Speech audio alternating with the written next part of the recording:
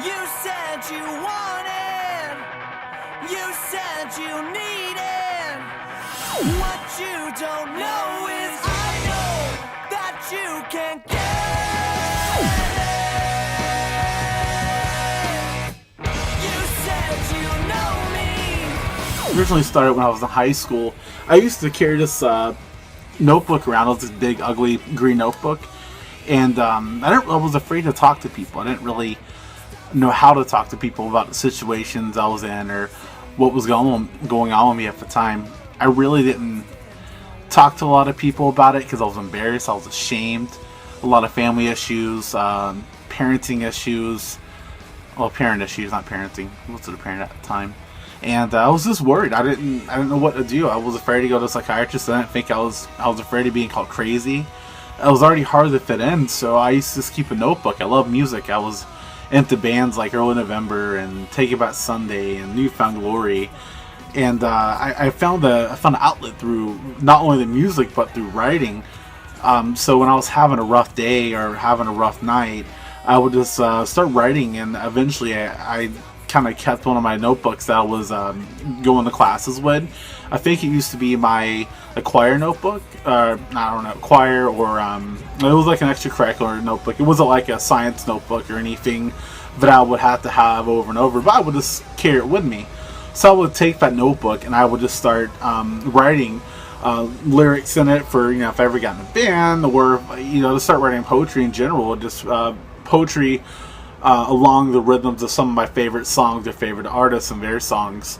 And that's how it began.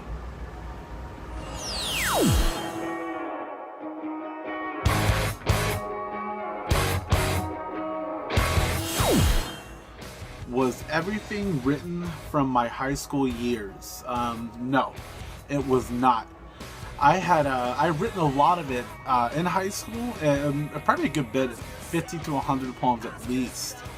And as I got older, it still took time to write. I know 2006 was right around the time I got out of high school, graduated, and so that was it. And I still have material that I was writing. I started back in high school, and I eventually picked it back up, wrapped it up. I finished writing it, and then as years go on, I got in different relationships. I eventually found my wife. We got married. So even after I had got married, I still was writing. I know one time, one of the poems I have written, I can't remember which one it was right now, but I was on the beach. We were actually in Panama City Beach in Florida, and it was just so beautiful. And I really wanted to write. I wanted to write something happy. I was excited. I was glad to be out, and I really had a lot of creativity going through me at the time. So I written on the beach. So even after high school, I was writing in the book, and I was still writing, in the notebook anyway. I was still writing, and it went beyond high school. Just when I was just having a crappy day in general, or even a good day, I just started writing. So even after high school, I was doing it.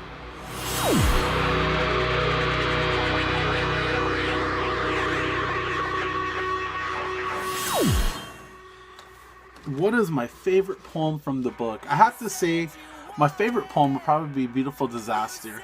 The reason why is because Beautiful Disaster kind of kicked off me writing, sparked that fire for me to start writing about my life and things that were going on in my life. I was sitting, and I think it was like one of my extracurricular classes. It was like business, or I don't remember.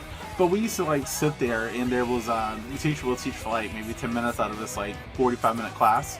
And then after that, she would just walk off, go to her office. So all the kids would cut up and goof around and just do whatever. So I used to sit on the internet. Not much has changed. And I would just start writing. There was a website called All Poetry I used to write on. And I would write from my notebook first. And then eventually, if I had time, I would just transfer it over if I was writing something in class. And this girl just absolutely broke my heart. I think it was first time I really had to care for somebody. I really loved somebody, I guess. The puppy love thing. And man, I was so pissed.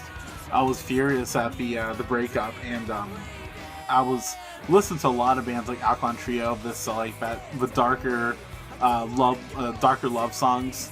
If you ever listen to Alkaline Trio, you'll probably know what I mean. The album at the time I was listening to was Good Morning, so morning spelled MOURNING, by the way. It was a little weird. So as I was listening to this album at the time, I was thinking about something to write, and Alkaline Trio's lyrics in general were very, so melodic, very creative. Talked about, love and cutting out your heart and sticking it in places, and I was just like, you know what, I like that.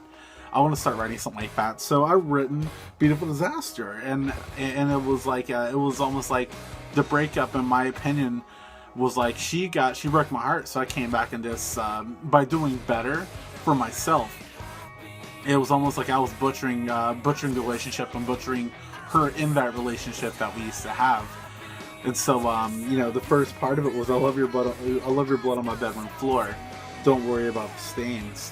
That was just really like kind of just beating the relationship in general, just pretty much just making it officially over. Beautiful Disaster was me writing away the relationship in my heart and my mind. I was over it. I was done, and I was angry that was done.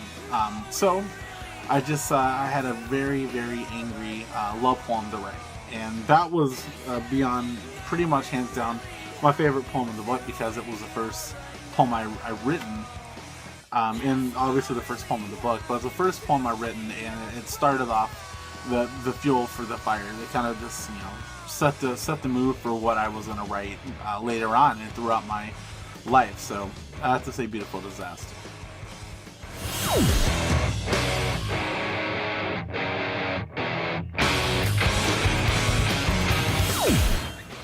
If I could send a message to my readers, I think the message of the book in general, in spite of all the dark poetry and the love poetry and the love songs, would be never to give up. Don't think of doing anything that could hurt you or hurt other people or hurt yourself. Find other ways to vent out. Life gets tough, and we all have to deal with things a certain way, and it's hard to maybe talk to people about it. Like I was afraid of talking about it to other people, so my way of talking was like just writing it out. Venting in another way. I never got into like kickboxing or anything violent, and I definitely didn't like hitting walls or punching people. Maybe it might be fun now, but back then it's something I just wasn't interested in. So if I could really just send the message out, it'd be never give up. Find other ways to let your anger out or your sorrow. Never take it out on yourself or other people. Sometimes, like I say, just pen and paper, man. Pen and paper. You can write it out. You can write anything you want. You can write about punching people in the face, and it's 10 times better than punching somebody in the face. You won't go to jail for writing about it, but you definitely go to jail for doing it in person. So the message is, hang on. Never give up on yourself, and realize there's always something or somebody there for you, even when you're hitting your lowest and your darkest times. There's always going to be something you can go to.